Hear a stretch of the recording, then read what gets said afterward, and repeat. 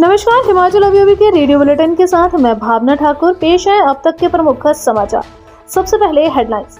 Period आधारित guest teachers भर्ती नीति को आगामी आदेशों तक सीएम ने दिए रोकने के निर्देश। जयराम बोले 22 जनवरी को अवकाश घोषित करे राज्य सरकार। आबकारी और कराधान विभाग हुए जुदा, दोनों विंग्स में नई भर्तियां भी होंगी। हिमाचल का जवान अरुणाचल में हुआ शहीद, सुबह पैतृक गांव में राजकीय सम्मान से अंतिम संस्कार। देवानंद वर्मा बने कृषि उत्पादन विपणन समिति के अध्यक्ष।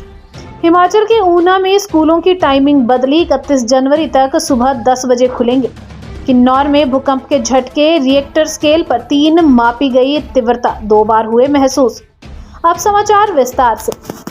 हिमाचल प्रदेश में पीरियड आधारित गेस्ट शिक्षक भर्ती नीति को आगामी आदेशों तक सीएम सुखविंदर सिंह सुक्खू ने रोकने के निर्देश जारी किए हैं। सीएम ने कहा कि शिक्षा मंत्री के शिमला लौटने के बाद इस मामले में दोबारा विस्तार से चर्चा करने के बाद ही नीति को अमली जामा पहनाया जाएगा। गेस्ट शिक्षकों को पीरियड आधार पर ही 1 घंटे के हिसाब से भुगतान होगा। यह कोई मासिक या वार्षिक आधार पर स्थायी भर्ती नहीं की जा रही। गेस्ट टीचर अब अस्थायी भर्ती है।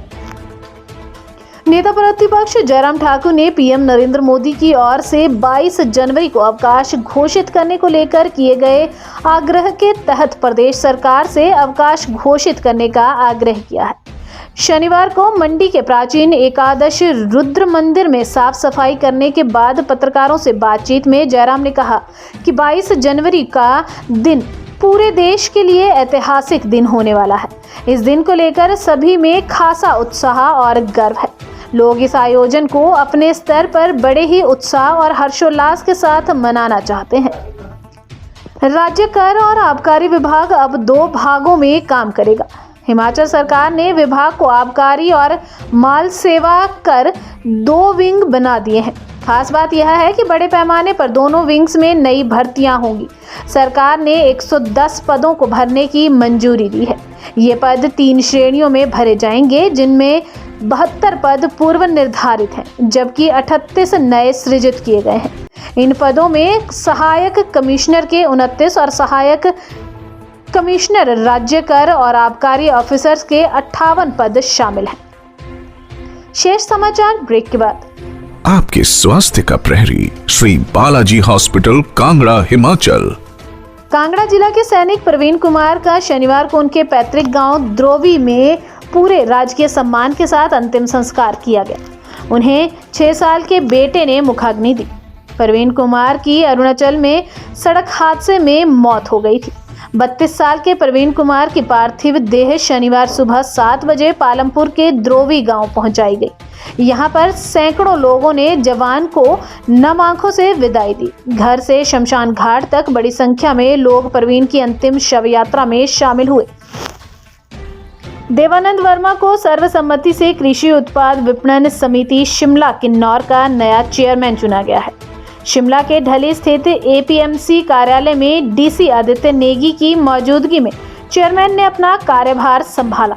ढोल नगाड़ों और पारंपरिक वाद्य यंत्रों के साथ एपीएमसी के नए चेयरमैन का स्वागत किया गया।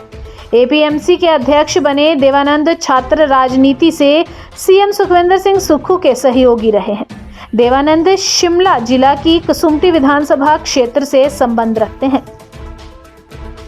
मैदानी इलाकों में कोहरे ने लोगों की परेशानियां बढ़ा दी हैं। इसे देखते हुए ऊना जिला में सभी स्कूलों की टाइमिंग बदलनी पड़ी है। डीसी ऊना ने आज एक आदेश जारी किया, जिसमें स्कूलों की टाइमिंग सुबह 10 से दोपहर 3 बजे तक की गई है। प्राइमरी कक्षाओं की स्कूलों की टाइमिंग बीते सप्ताह ही बदल दी गई है, लेकिन आज के आदेशों में अब पहली से लेकर 12वीं तक के सभी स्कूल सुबह 10 बजे लगेंगे। जनजातीय जिला किन्नौर में दोपहर बाद भूकंप के झटके महसूस किए गए। रिएक्टर स्केल पर इसकी तीव्रता 3 मापी गई। दोपहर 2:30 बजे 2 बार धरती कांपी। किन्नौर के बॉर्डर एरिया व शिमला जिला के झाखड़ी तक झटके महसूस किए गए। जमीन के भीतर 5 किलोमीटर तक इसका केंद्र रहा। जिन लोगों ने झटके महसूस किए, कुछ देर के लिए ऐसे लोग अपने घरों से बाहर भाग गए। हालांकि तीव्रता कम होने से ज्यादातर लोग इसे महसूस नहीं कर पाए।